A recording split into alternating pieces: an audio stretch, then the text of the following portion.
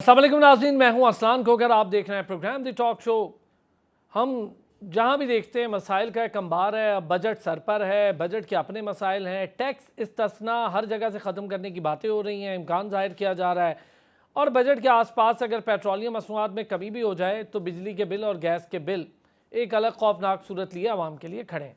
दूसरी तरफ आज सेनेट वाले मामला इतना ज़्यादा बढ़ गया कि शिबली फराज और पलवशा साहिबा के दरमियान तू तड़ाक हुई, बहुत ज़्यादा तल्ख कलामी हुई, पैनल ऑफ चेयर को लेकर हुई, बड़ा मामलात बने रहे। छोटी छोटी चीज़ों को बड़ा बड़ा इशू बना देना। फिर वाज़े तौर पर असद कैसर साहब ने यह कह दिया कि जी हुकूमत के लिए बुरे दिन शुरू हो रहे हैं, हम ईद के बाद एक बड़ी तहरीक चलाने जा रहे हैं। क्यों चलाने जा रहे हैं, क्या वजह है, क्यों सियासी कशीदगी कम नहीं हो पा रही है? ये सियासी कशीदगी अगर कम नहीं होती तो हुकूमत के लिए क्या चैलेंजेस हैं? फिर बहुत लंबा अरसा पाकिस्तान पीपल्स पार्टी अवाम की बात, अवाम के मसाइल की बात, महंगाई को लेके एक बड़ा मार्च हुआ पिछली बार जो पीडीएम गवर्नमेंट थी उससे पहले। उसके बाद महंगाई का एक तूफ़ान आ गया। फिर पाकिस्तान मुस्लिम लीग नून एक बड़े पैकेज का ऐलान कर रही है। पंजाब में तो कर रही हैं मरीम नवाज़ साहिबा, किसानों के लिए बहुत बड़ा एक पैकेज लेकर आया जा रहा है और उसका ऐलान भी हो रहा है। लेकिन क्या पूरे पाकिस्तान में आवाम के लिए कुछ होने जा रहा है, या जो पाकिस्तान तरीके इंसाफ है उसकी जो क़यादत है उसको ये अदराक है कि इस वक्त पाकिस्तान में मुश्किल हालात हैं, पाकिस्तान एक अजीब दौर से गुजर रहा है। अजीब से मुराद एक इतने तल्ख दौर से गुजर रहा है कि जहाँ पर पोलराइजेशन इस हद तक बढ़ गई है कि कोई किसी की बात सुनने और कोई किसी की बात समझने को तैयार नहीं है। गवर्नमेंट की अंडरस्टैंडिंग हो नहीं पा रही किसी भी छोटे बड़े इशू या अवामी इशू पे, या किसी बिल को लेकर अपोजिशन के साथ। पिक एक्ट के मामले को लेकर पाकिस्तान पीपल्स पार्टी का अलग मौक़िफ़ रहा। फिर ईद के बाद ये जाहिर किया जा रहा है कि हुकूमत जो मर्ज़ी कर ले, कुछ मुकदमात में बरी होने जा रहे हैं कुछ लोग। लेकिन मुकदमात से बरी होना या ना बरी होना, पाकिस्तान के इशूज़ बिल्कुल इससे डिफरेंट है। क्या पॉलिटिकल क़यादत को इन सारी चीज़ों का अदराक है? और ख़ास तौर पे हम अगर बात करें अपोजिशन को लेकर, तो क्यों इतनी ज़्यादा तल्ख़ किस्म के रिलेशनशिप्स हैं अपोजिशन और गवर्नमेंट के कि किसी एक बात को लेकर, अवामी मसले को लेकर भी एक नहीं हुआ जाता? क्यों ऐसा हो रहा है? कादिर मंदुखेल साहब पाकिस्तान पीपल्स पार्टी से हमारे साथ मौजूद हैं। तहरीक इंसाफ से हमारे साथ एडवोकेट अजहर सिद्दीक साहब मौजूद हैं। पाकिस्तान मुस्लिम लीग नून से डॉक्टर निसार चीमा साहब हमारे साथ मौजूद हैं। कादिर साहब, अंडरस्टैंडिंग आप समझते हैं कि इस वक्त गवर्नमेंट लेवल पर यह है कि जो मसाइल पाकिस्तान में आवाम को दरपेश है, मैं पीपल्स पार्टी की बात इसलिए करता हूँ कि पीपल्स पार्टी बहुत आवाम की बात करना, अवामी मंशूर देना, आवाम के मसाइल की बात करना। बिलावल भुट्टो साहब को भी हमने देखा कि जिस वक्त कैंपेन्स चल रही थी इलेक्शन की, तो हर मसाइल का हल पीपल्स पार्टी के पास था। लेकिन अब हुकूमत की इत्तेहादी भी है, हुकूमत में भी बैठी है, वो ओहदे तो ले लिए हैं। आज जैसे यूसुफ रज़ा गिलानी साहब छोड़कर गए अपनी चेयर और हल्फ देखने के लिए अपने बेटे का, वहाँ पर एक अलग मसला बन गया। फिर क्या वजह क्या है, क्यों इतनी ज़्यादा तलखी हम देख रहे हैं सियासी हलकों में? मेरे ख्याल में आप तो पीटीआई से आप पूछे कि ऐसा क्या आसमान गिर गया जो पूरा पाकिस्तान सर पे उठा लिया है। और सोशल मीडिया पे न तो जजेस को छोड़ रहे हैं, सियासी पार्टियों को तो वो अपनी इज्जत समझ रहे हैं उनकी बेइज्जती करते हुए, और ना वो किसी और अदारे को छोड़ रहे, एस्टेब्लिशमेंट को छोड़ रहे, ना पाकिस्तान की जो असासे, पीआईए, स्टील मिल, दूसरे तीसरे अदारे, उनके सोशल मीडिया में किस तरह तबाही के जाली वीडियो बना रहे हैं। तो मुझे नहीं समझ में आ रहा है कि ये कौन सी मखलूक है। और इनकी तरबियत का तो हमें अच्छी तरह पता है कि ये कहाँ से निकले, तरबियत किसने दी है। मगर सवाल ये कि ऐसे लोगों के साथ क्या किया जाए जो कर्नल शेर खान, जिसने बहादुरी से हिंदुस्तान की फौजों का मुकाबला किया है, उनकी मुजस्मे को टुकड़े टुकड़े के इसको सर कलम करके अलग कर दिया है। एम आलम, जिसने हिंदुस्तान की जहाजों को एक साथ 6 जहाजों को गिराया था, उसको आग लगा दी है। कोर कमांडर की वर्दी बाहर लेके आ गए। तो ये सारी सूरत-ए-हाल तो आपके सामने की सूरत-ए-हाल है। अब ऐसी मखलूक को, या ऐसी तरबियत वालों को, या ऐसी लोगों को जो तमीज़ के बजाय वो बदतमीज़ी पे अपना शौक समझते हैं। और खुद इमरान खान साहब, उनका साबिक जो तर्जुमान था, वो बताते थे एक शो में, वो ये कहते थे कि हम तर्जुमानों को जब इमरान खान साहब बुलाते थे तो ये कहते थे कि अपोजिशन की परखचें कैसे उड़ाना है, अपोजिशन की बेइज्जती कैसे करनी है। वो सारे हरकत करेंगे। आज अगर अली अमीन गड्ढापुर जो है ना, वो सुल्तान राई या एक बदमाश का तो वैसी शक्ल से लग रहा है, तो बदमाशों का रूप जो उसने धार के और जिस तरह वो गवर्नर को धमकी दे रहे हैं, हुकूमत पाकिस्तान को दे रहा है, ये सिर्फ इमरान खान को खुश कर रहा है। उनको भी अच्छी तरह पता है, उनकी सूबे के लोगों को पता है कि इस ड्रामाबाजी से, ये जो बदर मनीर या सुल्तान राय की डायलॉगबाजी से अवाम के मसाइल हल नहीं होंगे। अवाम के मसाइल यही होंगे जो आपको सुप्रीम कोर्ट भी बता रही है कि आप सियासी पार्टियां आपस में बैठ के इसके मसले को हल कर ले। मेरे ख्याल में अकल आ जाएगी। अभी ये नए नए, ये जब 5 साल गुजरेंगे तब जाके 5 साल के आखिर में इनको अकल आ जाएगी और फिर ये मुज़ाकरात की भीख मांगेंगे। अजहर साहब, क्या इसमें सदाकत है कि बानी पीटीआई ने सियासी कशीदगी कम करने के लिए पार्लियामान के अंदर और बाहर बातचीत के रास्ता या रवाबित बढ़ाने का कोई ऐसा हुक्म दिया? अच्छा देखिए, मैं बताऊं, 9 मई के ये बातें सुन के हम कान पक गए हैं। अभी तक किसी को सजा दिलवा नहीं सके। ये सिर्फ माँ सिवाय एक पर्चे से दूसरे पर्चे में, मैं भी वकालत हम भी सीख रहे हैं कि एक ही तर्ज के पर्चे में एक से रिहाई होती है, दूसरे में पकड़ लो, दूसरे तीसरे में पकड़ लो, लेकिन आपने देखा अभी तक ट्रायल कोई कंक्लूड नहीं है। हम लोगों की तरफ से ट्रायल कोई डिले नहीं है। वजह ये है कि जिन्होंने किया उनके साथ आप जुल्म करना है करें, लेकिन इस माशरे को आपने जो बात कर रहे हैं ना कि टॉलरेंस की, वो पीडीएम 1.0 से पीडीएम 0.5 जो निगरान सेटअप था इन्हीं की मर्जी का, इन्हीं की आशीर्वाद से वही पीडीएम 2 चलाया। इन्होंने इस मुल्क का सोशल फाइबर तबाह कर दिया। इन टॉलरेंस की किसको बात सिखाना चाह रहे हैं कि कौन सी टॉलरेंस की है? भाई वो ट्रायल में जाके करें ना, बाहर बैठ के तो नहीं लोगों को नाजायज उठाएं, घरों से अगवा कर लें, वो किसी पर्चे में ना दो। कोई मिसालें रहेंगी आपके पास? कोई शायर ने अगर कोई थोड़ी सी शायरी कर दी है तो उसको उठा के ले जाओ, यहाँ नहीं मिला तो कश्मीर में ले जाओ। यहाँ सोशल मीडिया पे अगर किसी ने थोड़ी सी ज्यादती कर दी है तो ज्यादती करो, उसको कानून के मुताबिक पकड़ के, ये नहीं कि अगवा करें और यहाँ कोर्टों में लेकर उनके लिए रिकवरियों के चलते रहे। ये बहुत हो गया। ये फाशिज्म ने तबाह कर दिया इस मुल्क को। रूल ऑफ लॉ इस मुल्क में खत्म हो गया है और पाकिस्तान 130वें नंबर में, पहले नहीं मानता था अदालतों के हवाले से, लेकिन जब से मैंने यूएनओ के इंडेक्स देखे रूल ऑफ लॉ से, तो शर्मिंदगी हो रही है कि मैं एक ऐसे मुल्क में रह रहा हूं कि जहां एक इंसान की कदर नहीं है। और कमाल की बात है, और सारा प्रमोट करते हैं अब ये हमारी जो सियासी जमातें हैं, अपना दौर सख्ती का अगर बर्दाश्त कर लिया, कहते हैं अब इसका कसूर है, इसको भी रगड़ के ले आओ, दीवार के साथ लगा दो। कौन सी सुलह सफाई की बात है भाई? आप तो पहले अपने ये जो काले करतूत है ये तो खत्म करें ना। ये तो अगर चाहते हैं कि इस मुल्क, अच्छा है क्या इनके पास देने के लिए? वही प्रॉक्सी हैं यानी। और फैसल वाडा को जिता दिया, वो देख लिया जिस तरह की जुबान इस्तेमाल की उसने अदलिया के बारे में। फिर हमने वो मोहसिन नकवी को, वो गंदम स्कैंडल देख लिया हमने। वो अभी पाकिस्तान क्रिकेट बोर्ड का हाल देख लिया। वो अनवारुल हक काकड़ देख लिया।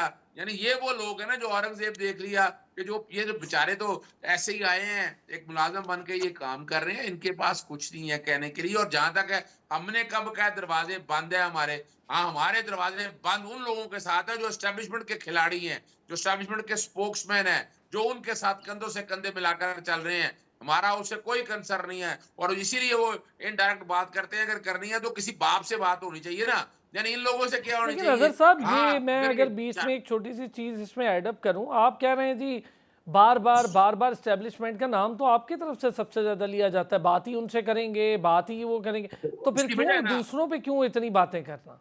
नहीं नहीं, उसकी वजह है ना, उसकी वजह इनके पास है क्या? इन्होंने पिछले 2 सालों में ये बेचारे के, इनको तो ये भी नहीं पता कि ब्यूरोक्रेसी कौन लगा रहा है, ट्रांसफर कौन कर रहा है, गिरफ्तारियां, इनको तो ये भी नहीं पता है। तो बस सवाल तो बड़ा वाज़ेह है। इन्होंने तो खुद अपने हाथ काट, अगर ये चाहते तो ये रोकते, ये पॉलिटिकल विक्टिमाइजेशन रोकते। अभी नैब तो खत्म कर दिया, लेकिन सिर्फ इमरान खान के खिलाफ देखिए ना, कोई तोशा खाना का कोई भी नहीं है, कोई केस नहीं है। साइफर का केस इतना बड़ा केस कराया, जमीन बोस हो गया। बाकी चीजों को देखे ना आप, क्या ये पॉलिटिकल विक्टिमाइजेशन? अच्छा वो बड़ा एहसान किया कि जनाब वो एक सेल की, वो चक्की की एक तस्वीर दे दी आपको बिठाए हुए और बता दिया। और दूसरी तरफ ये भूल गए कि नवाज शरीफ के छाना वो देखे तो सही ना, कितना बड़ा कमरा, उनके बाथरूम के साइज का तो सेल है जहां इमरान खान रहता है। शर्मिंदगी की डूब मरने की बातें हैं। और वो लीडर कितना बड़ा निकला, वो कहता कि नैब में अगर मुझे फायदा मिल रहा है ना, अगर मैं बैठ जाऊं या पीले वापस ले लूं या मैं कॉन्स्टिट्यूशन पिटीशन वापस ले लूं तो मुझे फायदा हो जाएगा, लेकिन नहीं, कौम की तबाही हो जाएगी। समझना ये है कि ये चाहते तो मिसाके जमहूरियत तो तबाह कर दिया उन्होंने। इन्होंने जो कुछ करना था इस मुल्क निगरान सेटअप में, इन्होंने 90 दिन में इलेक्शन नहीं कराए। कोई एक बात बता दें जो आइन और कानून, अवाम मर गई, भूखी है, अवाम के साथ जो जुल्म हो रहा है, इन्होंने मिसाल के तौर पर क्या किया? इन्हें चाहिए था झूठे पर्चे बंद करते, इन्हें चाहिए था ये अहमद फराज जैसे लोग या ये लोग अच्छा, गिरफ्तारियों की मजम्मत करते, लेकिन चलें इन्होंने असद कुछ नहीं साहब, किया। वैसे आवाम की बात कर रहे हैं ना, मैं वो 3.5 साल का जिक्र भी उस पर भी कर सकता हूँ कि वो हुकूमत जो मिली तहरीक इंसाफ को, उसमें भी आवाम के लिए कोई खातिर का कोई चीज़ नहीं थी। नहीं, नहीं, ना, आवाम ना, के ना, लिए तो किसी के पास भी कुछ नहीं था। ना, हम ना, बहुत ना, लंबे ना, ना, अरसे से इसलिए नहीं आप कह सकते। जेब अपनी देख रहे हैं और अपने खर्चे देखकर नहीं, नहीं, ना, परेशान ना, हो रहे हैं। वो बिजली के इसलिए नहीं कह बिल, सकते हर आप। चीज़ उस वक्त तक, डॉलर का रेट, बहुत सारी चीज़ें हैं। चले, मैं उस पर तो फिर नहीं, कभी, नहीं, वो अभी का टॉपिक नहीं है, लेकिन चलें, मुझे ज़रा 1 मिनट मौका दीजिएगा। मैं ज़रा निसार साहब को भी, डॉक्टर निसार साहब, सर इस वक्त कोई ऐसा माहौल है जिसमें कोई बात हो सके, ऑपोजिशन के साथ कोई चीज़ आगे बढ़ सके, कोई माहौल है? इतनी ज़्यादा तलखी क्यों बढ़ती चली जा रही है? पोलराइजेशन इंतहा पर है। देखिए, गुजारिश ये है कि बदकिस्मती से हमारे मुल्क में जिस तरह का कल्चर बन गया है, सियासी कल्चर इस तरह का है कि जिसके साथ है हम उसको फरिश्ता साबित करना है, उसकी हर गलती को जस्टिफाई करना है, डिफेंड करना है, खा कितनी बड़ी से बड़ी गलती हो। अपने मुखालिफ को शैतान साबित करना है, उसके अगर कोई अच्छाई है फिर भी उसमें कीड़े निकालने हैं। देखिए, हकीकत यह है कि जब तक हम एक ऑब्जेक्टिव एनालिसिस करने का ये ढंग नहीं सीखेंगे, उस वक्त तक किसी जगह पे भी इंसाफ नजर नहीं आएगा। हकीकत ये है, देखिए मैं आपको बिल्कुल वाज़ेह तौर पर कहूँ कि जिस तरह जुल्फ़िकार अली भुट्टो की सजा गलत थी, सजाएं बहुत गलत थी, जिस तरह मियां नवाज शरीफ की सारी सजाएं गलत थी, बिल्कुल उसी तरह इमरान खान की सजाएं भी गलत हैं। बिल्कुल अच्छा मैं वाज़ेह तौर पर डॉक्टर कहता निसार हूं। साहब, जी बिल्कुल, मैं बिल्कुल वाज़ेह तौर पर कहता हूँ, ये सारी की सारी ये विक्टिमाइजेशन की एक बिल्कुल बड़ी भयानक मिसालें हैं। जुल्फ़िकार अली भुट्टो की शहादत, उसकी सजाए मौत, मियां नवाज शरीफ की सजाएं बशमूल उस सजा के जिसकी बना पर उनको डिस्क्वालीफाई किया गया कि जी बेटे से जो तनख्वाह लेनी, जब कुछ नहीं मिला तो कहा गया जनाब बेटे से जो तनख्वाह लेनी थी, जो ली भी नहीं, तो उसका इंदराज क्यों नहीं किया गया। अच्छा निसार साहब, सिर्फ 1 मिनट, अगर आपकी आपकी सिर्फ 1 मिनट की बात, मैं आपसे पूरी बात करूंगा। अजहर साहब सुन रहे हैं? आप लोग ये हौसला कर सकते हैं, कह सकते हैं कि मियां नवाज शरीफ की सजा गलत थी, उनके साथ भी इसी तरह विक्टिमाइजेशन हुई, कह सकते हैं? देखिए मैं एक बात बताऊं, निसार साहब ने बड़ी हिम्मत और हौसला किया है, इन्हें कोई शोकाज ना हो जाए तो पार्टी इनके खिलाफ सेक्शन ना ले ले सख्ती से। सर मैं कोई आपसे पता नहीं पूछ को रहा बड़े हूँ, घर वो और मैं जाने। इनसे कहना, बड़े घर से को आवाज ना आए। मैं इस हवाले से बड़ा वादे कह चुका हूं कि इस मुल्क में पॉलिटिकल विक्टिमाइजेशन हो रही है। नैब इंक्लूडिंग टूल के नवाज तौर शरीफ की सजा गलत थी उस दौर में, देखिए मैं फिर पीटीआई बताना का चाहूं, स्टांस गलत था। नैब टूल के तौर पर इस्तेमाल होता रहा है। अब आपके सामने है, वो तो बरी हो गया है, उन्होंने अपना हमारी मर्जी, अपनी मर्जी के सिस्टम है, जो मर्जी। मैं इनमें बड़ी वजाहत के साथ बता दूं कि ये पॉलिटिकल विक्टिमाइजेशन खत्म करना नहीं, होगी। लेकिन जो मैंने चाहे पूछा था नवाज उसका शरीफ हो, जवाब आपसे चाहे अभी, चाहे जो चाहे हौसला निसार जुल्फिकार साहब ने भुट्टो हो, किया। चाहे इमरान खान हो, ये अच्छा चले, पॉलिटिकल जी निसार साहब विक्टिमाइजेशन प्लीज, समाप्त खत्म करेगी। जी निसार साहब। देखिए दूसरी बात जो है वो ये है कि जिस तरह मुल्दुखैल साहब ने कहा कि हल क्या है, हल ये है कि सारी सियासी क़यादत को मिल बैठना चाहिए और बशमूल इमरान खान के सारी सियासी क़यादत मिलकर बैठकर ये मुल्क को, कौम को इन मसाइल की दलदल से निकाले। देखिए उस वक्त जब, जिसका आपने जिक्र किया, जब पीटी की गवर्नमेंट थी, तो पहले एड्रेस में लीडर ऑफ द अपोजिशन ने, शहबाज शरीफ ने उनको ऑफर की, पेशकश की कि आए चार्टर ऑफ इकोनॉमी पे बात करते हैं। अगर उस वक्त भी आपको याद है कि मुस्लिम लीग नून को, मियां शहबाज शरीफ को, पूरी पार्टी को वो जो 2018 की इलेक्शन थे उनके बारे में बड़े सीरियस तहफ़्फ़ुज़ात थे, लेकिन इसके बावजूद हमारी अपोजिशन ने और बिलावल भुट्टो जरदारी ने भी, मियां शहबाज शरीफ ने भी आगे बढ़कर ताउन की पेशकश की कि आए मिल बैठे और चार्टर ऑफ इकोनॉमी पे बात करें। उसके बाद इकोनॉमी की बात हो, जब यह है कि ये आर्टिकल 370 इंडियन गवर्नमेंट ने यूनिलैटरली रिवोक किया और मकबूजा कश्मीर को एकतरफा तौर पर एनेक्स कर लिया, उसके बाद जब उन्होंने हमारी फजाई हदूद की खिलाफ वर्जी की, जब यह है कि यहाँ पे उन्होंने ये सो कॉल्ड सर्जिकल स्ट्राइक की, जिसका हमने मुंह तोड़ जवाब दिया, बड़ा मौसर जवाब दिया। फिर यह है कि कई इस तरह के कोविड-19 आया, किसी नेशनल इशू पे इमरान खान साहब ने, उस वक्त के वज़ीर आज़म ने कभी एक कदम आगे बढ़कर अपोजिशन लीडरों को साथ लेके चलने की तो बात दूर की बात है, मुज़ाकरात करने की दूर की बात है, आगे बढ़कर, एक कदम आगे बढ़कर हाथ मिलाना भी गवारा नहीं किया। बदकिस्मती से ये था माइंडसेट कि वो उनके ज़हन पे ये सवाल रहा, अगर अमेरिका में भी गए हैं तो उन्होंने यही कहा कि मैं जाके नवाज शरीफ के एसी उतरवा दूंगा। बात यह है कि जब तक ये इंतकामी माइंडसेट खत्म नहीं होता, जब तक फराख दिली पैदा नहीं होती हमारी लीडरशिप में, जब तक सबको साथ लेके चलने की, सबके साथ बैठने की हिम्मत और हौसला पैदा नहीं होता, ये मसाइल इसी तरह रहेंगे। मैं फिर ये कहता हूँ कि सारी सियासी क़यादत को मिल बैठना चाहिए। बड़े गंभीर मसाइल ये कौम दो चार है, जिस तरह आपने खुद कहा कि देखिए बड़े बड़े मसाइल है कौम का। इस वक्त महंगाई के हाथों इतना बुरा हाल है कि ये अभी सांस लेना मुश्किल हो रहा है। तो ये है कि क्या सारी सियासी क़यादत का फर्ज नहीं है कि ये एक दूसरे के ऊपर इल्जाम तराशियों की बजाय मिल बैठे और कौम को और मुल्क को इन मसाइल की दलदल से निकालें। बड़ी बात है डॉक्टर साहब, बड़ी बात की आपने। और मैं भी इसी चीज़ पर मैं समझता हूँ, ये जो बहस है ना हमारे यहाँ पीपल्स पार्टी, मुस्लिम लीग नून, तहरीक इंसाफ, मौलाना फजल रहमान, अब इससे मसाइल बहुत ऊपर के हैं। अब मसला कहीं और जाता देख रहे हैं हम। हमारा बजट बनाना मुश्किल हो गया है, हमारे लिए अपने मसाइल इतने बढ़ गए, आम आदमी के लिए बिल देना मुश्किल हो गया है। बजट सर पे है और हम परेशानी में हैं कि बजट बनेगा तो आम आदमी। आपने बहुत अच्छी बात कही। यहाँ पे लेते हैं एक ब्रेक, हमारे साथ रहिए। Welcome back. कादिर साहब, जो बात डॉक्टर निसार साहब कह रहे हैं, हम बहुत ज़्यादा बहुत एक्सट्रीम हो गए। अब पार्टी सियासत से बालातर होना पड़ेगा, आगे जाना पड़ेगा। पॉलिटिकल विक्टिमाइजेशन जिसका जिक्र करें, नवाज शरीफ साहब हों, जरदारी साहब हों, बेनज़ीर भुट्टो साहिबा हो, कोई भी हो, पॉलिटिकल विक्टिमाइजेशन तो होती ही रही है हमारे यहाँ, एक दूसरे को खुद भी करती रही है पार्टीज। तो अब इससे क्या सीखा हमने, क्या लर्निंग हुई है? मेरे ख्याल में ये कुछ सिखाने की जरूरत है। अब मैं आपको दलाइल के साथ बात करूं, आज 45 साल बाद सुप्रीम कोर्ट की जिस जज ने, जस्टिस नसीम हसन शाह ने अपनी दुगली पॉलिसी से और कानून को अपने पांव तले रोनने के और किसी के इशारे पे उस शख्स ने शहीद जुल्फकार अली भुट्टो को हमसे अलग कर दिया। 45 साल बाद उसी जुडिशरी ने माना जिसका दाग जस्टिस नसीम हसन शाह लगा चुके थे। हमने सब्र किया है। अब बेनजीर भुट्टो के दोनों भाइयों को कत्ल किया, हमने सब्र किया। बेनजीर भुट्टो शहीद को हमसे अलग किए कत्ल करके, और इन्हीं अदालतों ने उनकी सजाएं, उनकी जमानतें भी दी है, हमने सब्र किया है।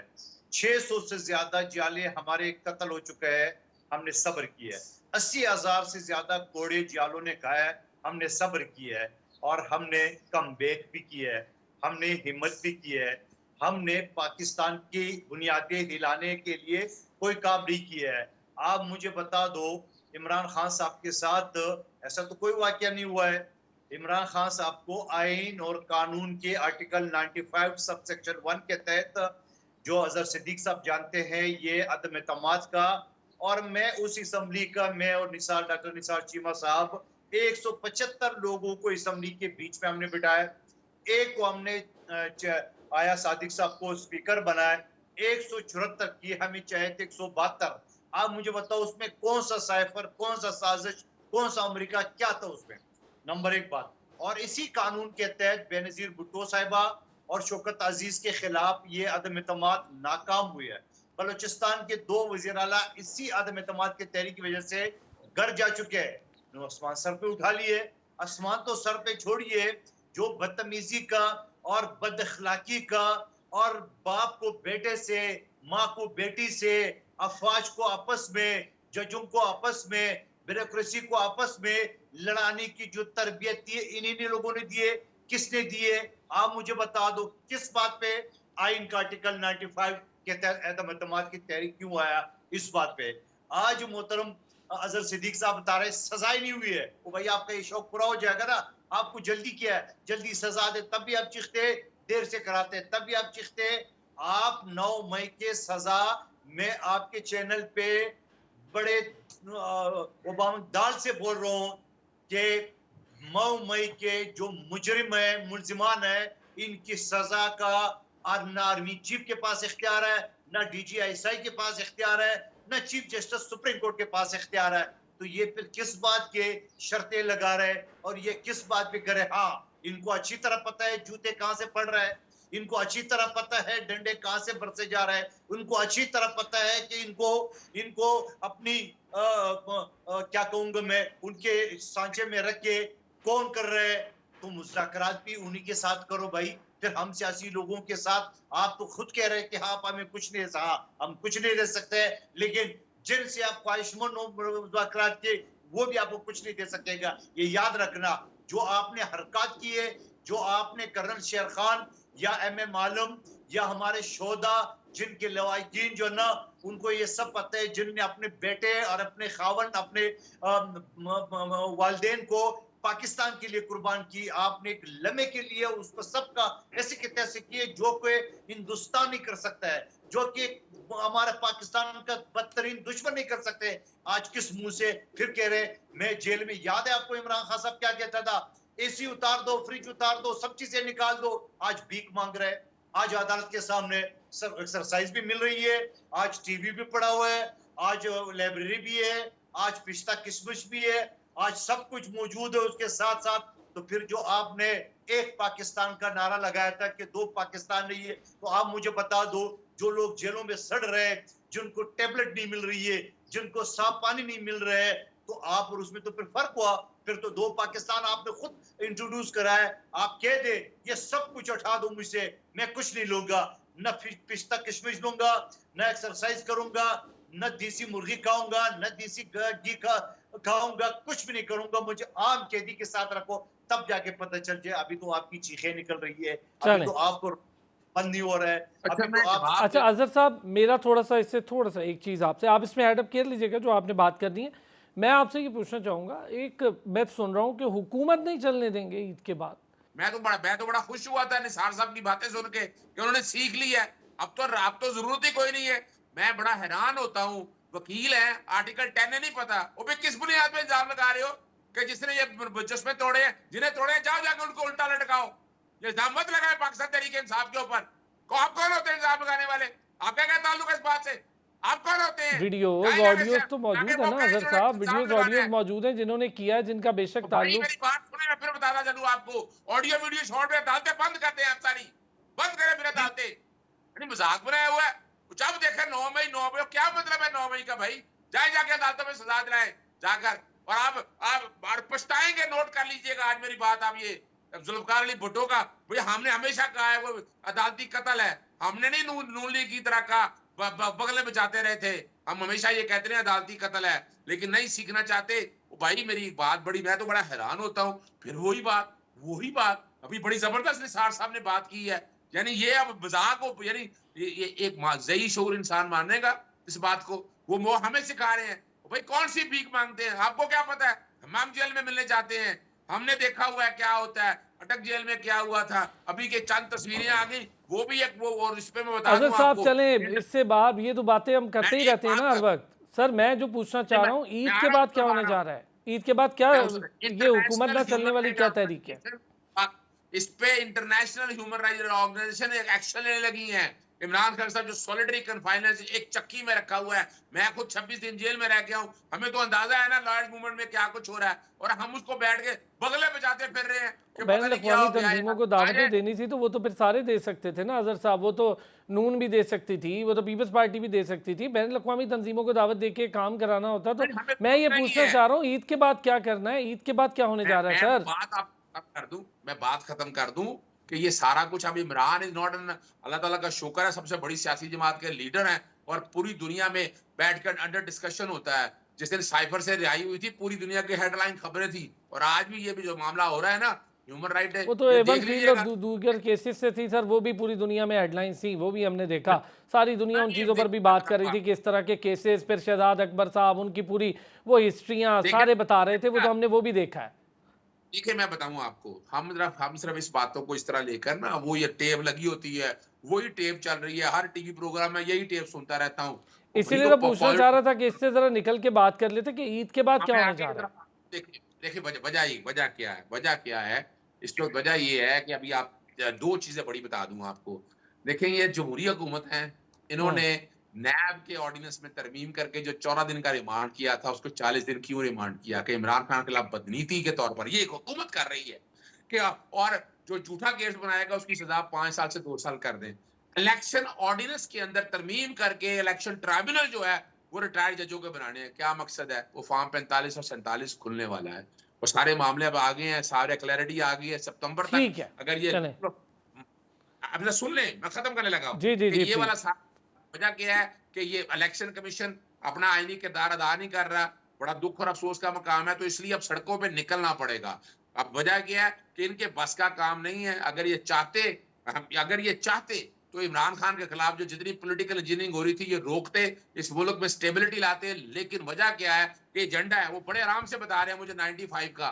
भाई मुझे पता है कि क्या साइफर में क्या था। इनके प्रोसिक्यूटर ने माना कि अमेरिका ने ये कहा था, ये तो कोर्ट में मैं थोड़ा कह रहा हूं कि इनके प्रोसिक्यूटर ने बाबर माना कि जो कुछ हुआ तो वो भी सच तो साबित हो गया। अगर मेरिट पे हुई होती, अगर मिसाक जमहूरियत पड़ा होता तो उन्होंने कहा था कि ये वोटों की खरीदो फरोख्त नहीं होगी। ये सारा ठीक हो कुछ गया। हुआ। चलें, मैं ज़रा डॉक्टर साहब, डॉक्टर निसार साहब के भी, डॉक्टर साहब ये तो पोलराइजेशन तो मुझे नहीं लगता ये ख़त्म होने वाली है, लेकिन बहरहाल वो कह रहे हैं जी ईद के बाद एक तहरीक चलेगी। तो मुस्लिम लीग नून कैसे देख रही है इस सारे सिचुएशन को? एक तो बजट है, बजट के बाद आगे मामला भी बड़े अलग हो जाएंगे। देखिए, मैं फिर ये कहूँगा कि ये तरीकों से मसले हल नहीं होंगे। मसले हल होंगे पॉलिटिकल लीडरशिप जो है, सारी सियासी क़यादत मिल बैठे, सर जोड़ के बैठे और अपने ज़ाती और सियासी मफादात से, जमाती मफादात से बालातर होकर सिर्फ मुल्क अच्छा, और कौम एक के छोटी सी मफाद चीज़ डॉक्टर निसार साहब इसमें ऐड अप कीजिएगा, फिर हम इसको वाइंड अप की तरफ। एक चीज़ ये आप नहीं समझते, ये इलेक्शन डे 1 से डे लास्ट तक शुरू से ये मसला बना रहा, तो ये पॉलिटिकल क़यादत का काम था। खुद अपनी जिम्मेदारियां किसी और पे, किसी का भी नाम लेके डालना, ये भी ज़्यादती है। असम्बलियाँ बनती हैं, कवानीन होते हैं, उस पर एंड पे जाके 200 कानून पास कर लेते, कोई एक ढंग का कानून, और फिर उसके बाद उस पर अमल दरामद का कोई काम होता तो आज ये रोना ही ना पड़ता। देखें, आपने बड़ा अहम ये नुक्ता उठाया है। इस बारे में ये गुजारिश करूं कि हमने तजुर्बे से सीखा है कि ये जो कुछ भी इससे पहले पॉलिसी और कानून रहे हैं कि लीडर ऑफ द हाउस और लीडर ऑफ द अपोजिशन मिलकर बैठकर फैसला करे एग्जैक्टली कि चीफ इलेक्शन कमिश्नर कौन होंगे। ये वक्त ने साबित कर दिया, हालात ने साबित कर दिया, मुख्तलिफ जो कुछ तजुर्बात ने साबित कर दिया कि ये पॉलिसी और ये कानून गलत है। हमने ये देखें, ऐसे लोग होने चाहिए। अगर देखें मसलन नैब का चेयरमैन आपने लगाना है तो लीडर ऑफ द हाउस और लीडर ऑफ द अपोजिशन मिलकर लगाएंगे अगर है, तो क्या ये कौम को किस तरह उस पर एतमाद होगा और कैसे आप तवक्को करेंगे उससे? वो तो जाहिर है कि वो ऐसे लोगों को ढूंढेंगे, दोनों लीडर ऑफ द हाउस और leader of the opposition, irrespective of the man on the chair, कि जो लोग इन दोनों के बारे में नरम गोशा हो। इंसाफ कैसे वो करेगा नैब का चेयरमैन? या इसी तरह चीफ इलेक्शन कमिश्नर जो है वो ऐसा होना चाहिए। देखें, दो चीजें जो हैं, एक तो लीडर ऑफ द हाउस और लीडर ऑफ द अपोजिशन मिलकर फैसला न करें, बल्कि ऐसा कोई पैनल हो जो फैसला करे और ऐसा शख्स हो जो जिनके ऊपर वाकई कौम को एतमाद हो। यानी कोई आदमी किसी पैनल के सामने सीवी लेकर जाए, जिन्होंने डिलीवर करके दिखाया हो, जो हर किस्म के सियासी प्रेशर के सामने ये है कि डट के खड़ी हो सके और प्रेशर को बर्दाश्त कर सके। नंबर 2 ये है कि ये भी हमने देख लिया कि ये एग्जीक्यूटिव के लोग जो है उनको आप रिटर्निंग अफसर बनाएंगे, प्रिजाइडिंग अफसर बनाएंगे, तो ये कि कोई उन पे कोई एतमाद नहीं होगा। ये हुकूमत वक्त जिस तरह चाहे उनको मोल्ड कर सकती है, प्रेशराइज कर सकती है। कोई भी गवर्नमेंट हो, पीटीआई की हो, किसी नून की हो, पीपल्स पार्टी की हो, वो जो है वो ये उनके सामने, उनके पॉलिटिकल प्रेशर के, गवर्नमेंट के प्रेशर के सामने नहीं खड़े हो सकते। ये मैं समझता हूँ कि इलेक्शन में रिटर्निंग अफसर, असिस्टेंट रिटर्निंग अफसर जो है वो जुडिशरी से होने चाहिए, और फौज जो है, फौज उसमें असिस्ट करे जुडिशरी को, जुडिशरी इलेक्शन करवाए, और चीफ इलेक्शन कमिश्नर ऐसा शख्स हो जो कि जिसको यह कि माजी उसका ये बेदाग हो और सियासी किस्म के प्रेशर जो है उनके सामने रेजिस्ट करने का रिकॉर्ड रखता हो। बहुत अच्छे, बहुत अच्छे, बहुत शुक्रिया डॉक्टर निसार चीमा साहब, thank you so much. Advocate Azhar Siddique साहब, बहुत शुक्रिया, थैंक यू आपका भी। कादिर मंदुखेल साहब, थैंक यू सो मच, बहुत शुक्रिया आपका। बहुत इंपॉर्टेंट डिस्कशन थी और तमाम ज़्यादातर जितने पॉलिटिकल ब्रेन्स हैं वो एक चीज़ पे तो मुत्तफिक हैं कि हमें ख़ुद से सियासी लोगों को अब इसका बोझ उठाना होगा। ये बोझ किसी और पे नहीं डाल सकते। सियासी मसाइल का और सियासी इश्यूज़ या पाकिस्तान के जो मसाइल इदारों के रिलेटेड हैं वो सियासी लोगों को बोझ उठाकर उसकी बेहतरी करनी होगी, किसी पे नहीं डाला जा सकता। एक ब्रेक के बाद ओशन डे है, उस पर भी बड़ी अहम बात होगी। एक ब्रेक लेते हैं बैक जी। और जैसा कि मैंने कहा था ब्रेक से वापस आएंगे तो ज़रा बात करेंगे दुनिया के समंदर को लेकर, क्योंकि वर्ल्ड ओशन डे है। ओशन डे से क्या मुराद है इस पर भी बात करेंगे। मैरी टाइम की क्या अफादियत है, समंदरी जो सतह है वो ऊपर आ रही है, ज़मीन नीचे जा रही है, इससे कितना ख़तरा है ज़मीन को, इस पर भी बात करके देखेंगे। फिर चूँकि हम इंडियन ओशन के ज़िम्मे में हैं जो कि 70,000 इतनी बड़ी कोस्टल लाइन है कि 70,000 किलोमीटर पे फैली है, 36 ममालिक का इसको बॉर्डर लगता है।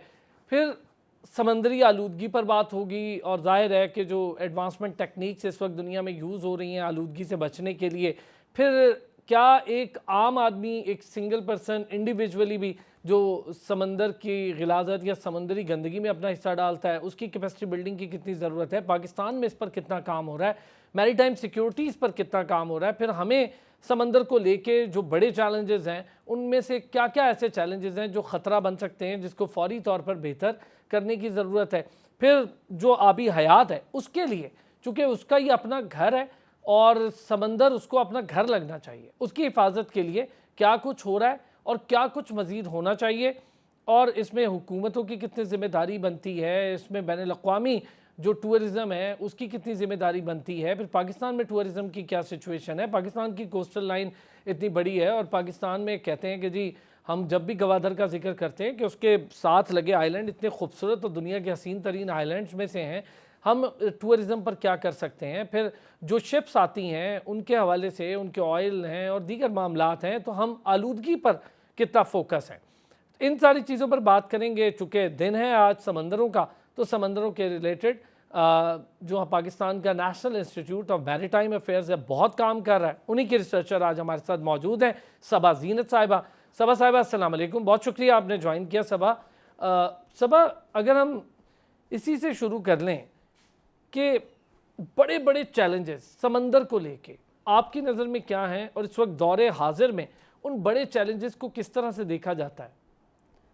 जी शुक्रिया। सबसे पहले मैं हाईलाइट करना चाहूँगी कि 2008 से हम लोग ये समुद्रों का आलमी दिन जो है वो हर साल दुनिया भर में मना रहे हैं, और इस दिन को मनाने का मकसद जो है वो ओशन की इम्पोर्टेंस को उजागर करना है, लोगों को आगाही फराहम करना है कि समुंदर जो हैं वो हमारे लिए बहुत ज़रूरी हैं।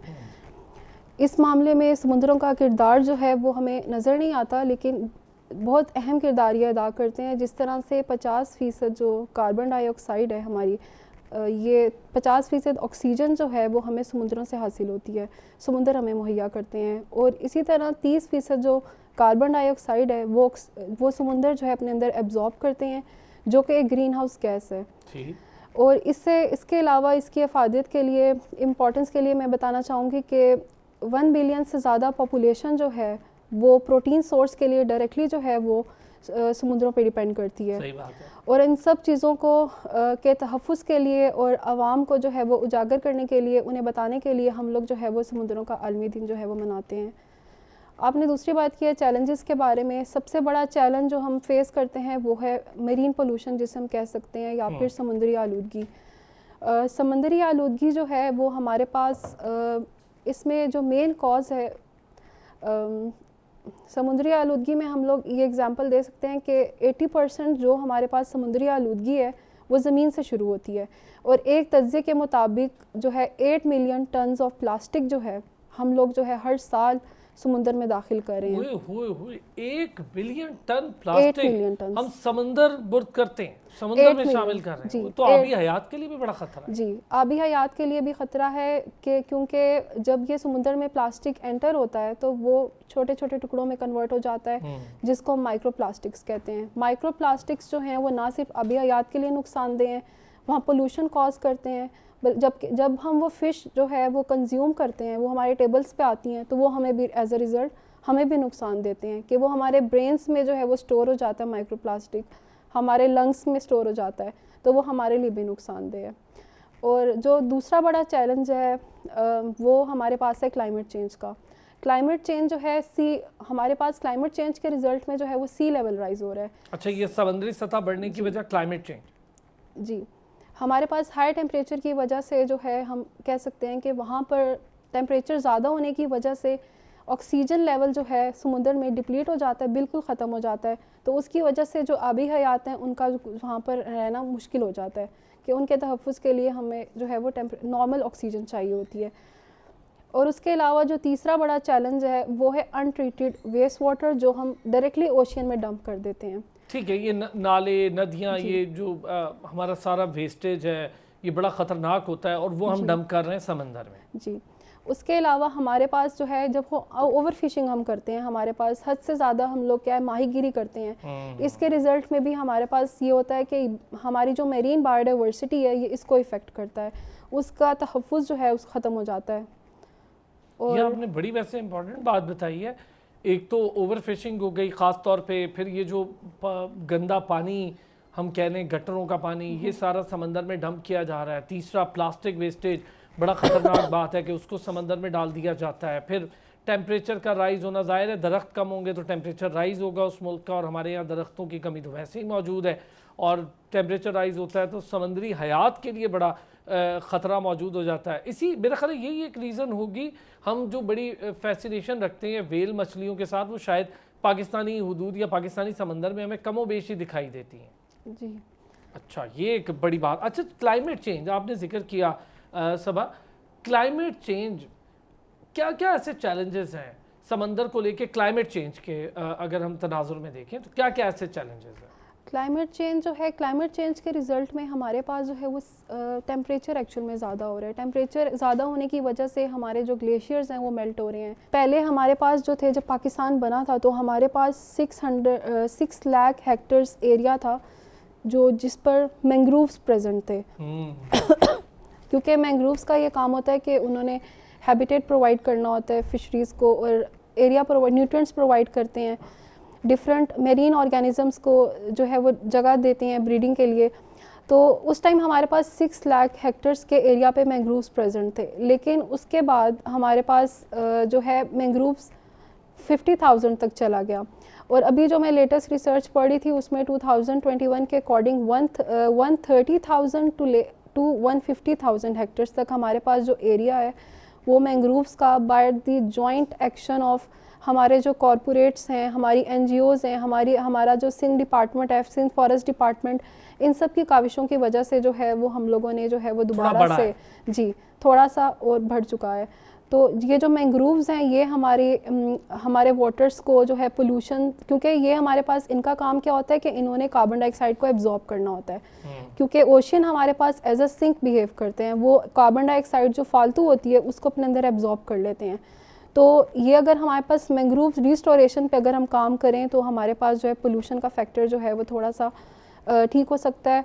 और दूसरा ये कि एक रिसर्च के अकॉर्डिंग मैं पढ़ी थी कि 400 to 500 मिलियन गैलन्स जो है हम लोग जो है वो जो है अनट्रीटेड वेस्ट वाटर जो है वो डंप करें ओशियंस के अंदर। तो ये भी हमारे पास इसके रिज़ल्ट में भी हमारे जो ओशियंस हैं वो साफ़ नहीं रहे, वो पोल्यूट हो चुके हैं। अच्छा, इसका दुनिया भर में ऑल्टरनेट क्या यूज़ होता होगा सबा? अगर हम देखें तो वेस्टेज का इस्तेमाल सारी दुनिया में ऐसे ही होता है कि गटर या फुजला जो है उसको फेंक दिया जाता है समंदर में, या दुनिया में इसका कोई और तरीका कार इस्तेमाल हो रहा है?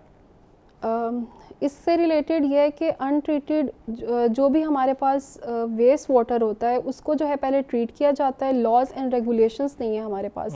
अगर लॉज हैं तो उन्हें इम्प्लीमेंट करने के लिए कोई गवर्निंग बॉडी नहीं ऊपर बैठी हुई जो उन्हें देखे, उन्हें इम्प्लीमेंट कराए। तो उसमें ये होता है कि जो हमारे पास वेस्ट वाटर आता है किसी भी इंडस्ट्री से, उसको पहले ट्रीट किया जाता है और फिर उसको जो है वो समुंदर में फेंकने की इजाज़त होती है ताकि जो वहाँ की बायोडाइवर्सिटी है वो डिस्टर्ब ना हो।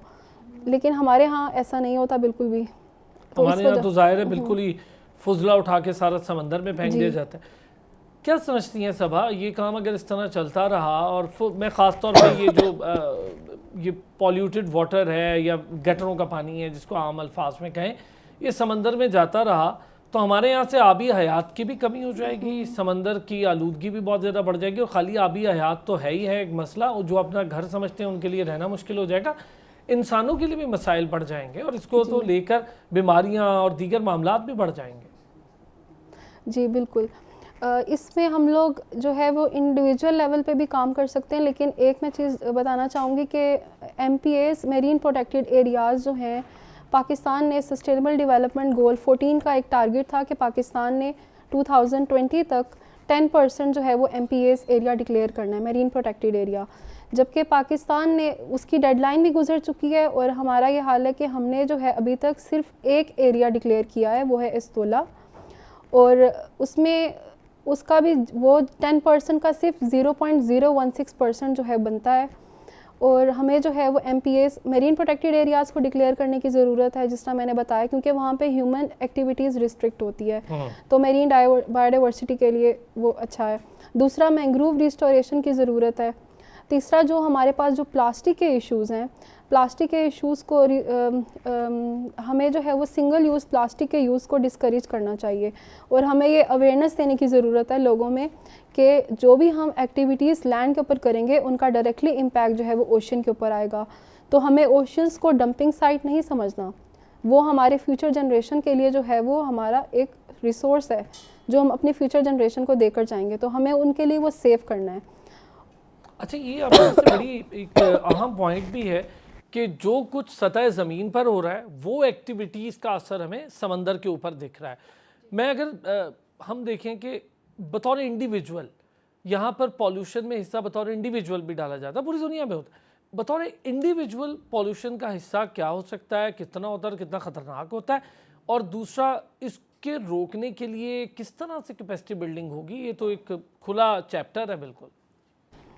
इसमें हम लोग जो है हमें इंडिविजुअल लेवल पे जो है एक तो अवेयरनेस की ज़रूरत है, अवेयरनेस कैंपेन्स की हमें स्कूल्स, कॉलेजेस, यूनिवर्सिटीज़ में ये अवेयर करने की लोगों को ज़रूरत है कि सिंगल यूज़ प्लास्टिक को डिस्करेज किया जाए और रीयूजेबल या सस्टेनेबल प्रैक्टिसेस को जो है वो अपनी लाइफ में शामिल किया जाए, जिस तरह ग्लास बॉटल्स को यूज़ किया जाए।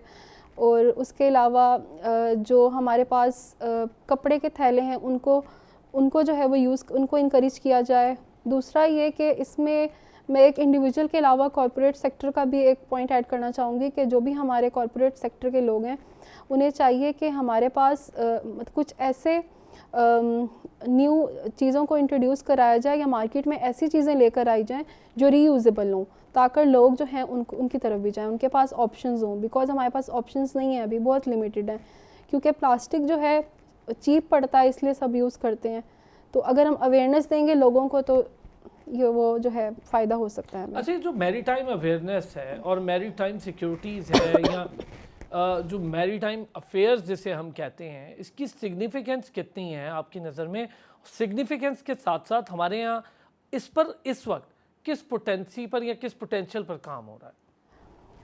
हमारे यहाँ मैरीटाइम अवेयरनेस तो बहुत कम है। सी ब्लाइंडनेस का कॉन्सेप्ट हम लोग कहते हैं कि लोग जो हैं उन्हें बिकॉज 90% जो हमारी ट्रांसपोर्ट हो रही है वो ओशन के थ्रू हो रही है हमारी, लेकिन हमारे यहाँ जो है मैरीटाइम अफेयर्स को जो है वो सही मतलब संजीदा नहीं कोई भी लेता उसे। तो हमें अपनी प्रायोरिटी पे सेट करना चाहिए इन अफेयर्स को और इसके अपने माहौल को ठीक करने और अपने ओशंस को ठीक करने के लिए काम करना चाहिए। आज जिन पॉइंटर्स पर आपने जिक्र किया, हुकूमत की सतह पर क्या समझती हैं सभा कि किस हद तक काम हुआ, कितना काम होना चाहिए या कितनी तेज़ी से अब ज़रूरत है, हम कितना पीछे रह गए जो काम होना चाहिए था हुकूमती सतह पर? चूँकि देखें 18वीं तरमीम को हम लें तो 18वीं तरमीम के बाद सूबों की भी जिम्मेदारी है, सारे सूबे मिलकर अपने अपने एरियाज़ का तमाम मामलात का काम भी देखें। तो फिर अब हम देख रहे हैं कि जो हमारा समंदर है, इतनी बड़ी कोस्टल लाइन है, जैसा मैंने ख़ुद भी बताया 35% दुनिया की पॉपुलेशन को जो है ना वो लाइफ लाइन है ये इंडियन ओशन। उसके बावजूद हमारी अपनी हम गवादर तक की देखें तो इतनी ज़बरदस्त कोस्टल लाइन है, पाकिस्तान के पास बहुत बड़ा समंदर है। क्या हुकूमती जिम्मेदारियाँ हैं और क्या ऐसी हुकूमती सतह पर काम है जो कम हुआ है और ज़्यादा होना चाहिए? मेरे ख्याल से जिस तरह मैंने मैंग्रोव रिस्टोरेशन की बात की है, इस पे तो हुकूमत थोड़ा बहुत काम कर रही है कि NGOs और गवर्नमेंट डिफरेंट सीपा वगैरह ये सब लोग काम कर रहे हैं इस पे, लेकिन अब हमें जो है वो लॉज बनाने की, स्ट्रिक्ट लॉज और इसकी इम्प्लीमेंटेशन की ज़रूरत है कि जिसके थ्रू ये जो हम अनट्रीटेड वेस्ट का इशू हम लोग जो देखते हैं आए दिन, वो वाला इशू ठीक है, ख़त्म हो फिर जाए। प्लास्टिक वाला भी हम देख रहे हैं, बड़ा जी। खतरनाक है, वो भी नहीं होना चाहिए। जी बिल्कुल, क्योंकि प्लास्टिक जो है वो 300 to 500 ईयर्स लेता है अगर डिकम्पोज होने में। 300 to 500 years, मतलब ना ही जी। समझे फिर जी तकरीबन इस बात को कि ये डिकम्पोज। अच्छा ये बताएं जी, National Institute of Maritime Affairs क्या रोल है, कैसे काम कर रहा है, क्या अवेयरनेस पैदा कर रहे हैं, तरीक़ाकार क्या है अवेयरनेस पैदा करने का या इस पर रिसर्च एंड डेवलपमेंट का? National Institute of Maritime affairs में एक तो हम लोग अवेयरनेस कैंपेन्स हमारी सोशल मीडिया पे जो हम चलाते हैं, दूसरा ये हमारे सेमिनार्स में हम लोग, जिस तरह भी इन्वायरमेंट डे पे हमारा सेमिनार हुआ था उसमें हम यूथ को इंगेज करते हैं, हमारे पॉलिसी मेकर्स आते हैं, मिनिस्ट्रीज से हम लोगों को बुलाते हैं, उसके अलावा एकेडेमिया को इन्वॉल्व किया जाता है और हर सेमिनार की जो भी रिपोर्ट बनती है, जो भी पॉलिसी इनपुट जनरेशन होती है, जो भी हम रिकमेंडेशंस उससे हम निकालते हैं, वो हम लोग डिफरेंट मिनिस्ट्रीज़ और नेशनल सिक्योरिटी कमेटी इन सब को भेजते हैं जहाँ जहाँ इसकी ज़रूरत होती है। तो और दूसरा ये है कि नीमा जो है वो डाटा प्रोड्यूस करने में भी ऑथेंटिसिटी का बहुत ख्याल रखता है कि हमारी जो रिसर्चेज हो रही हैं उसमें हम लोग इस बात का ख्याल रखते हैं कि जो हम जो भी डाटा प्रोवाइड करें वो ऑथेंटिक हो। और जो है उसके अलावा हम लोग ओशन डे के हवाले से हमारी जो है वो बीच क्लीनिंग एक्टिविटीज़ और बीच क्लीनिंग ड्राइव्स भी होती हैं जो हमारा जिसमें हमारे रिसर्चर्स पार्ट लेते हैं नीमा कराची से। बहुत शुक्रिया। सबा ज़ीनत हमारे साथ मौजूद थी। ओशन डे के हवाले से पाकिस्तान का जो national Institute of Maritime affairs है उसको लेकर, उसकी अफादियत, सिग्निफिकेंस, ओशन को लेकर क्या ख़तरात हैं, किस तरह से आलूदगी का ख़ात्मा किया जा सकता है, आलूदगी है किस किस शक्ल में, ज़मीन कैसे वजह बनती है समंदरी आलूदगी की, इस पर बात हुई। बहुत शुक्रिया सबा, आपका भी, नाज़रीन आपका भी बहुत शुक्रिया। फिर होती है आपसे मुलाकात, अपना ख्याल रखिएगा।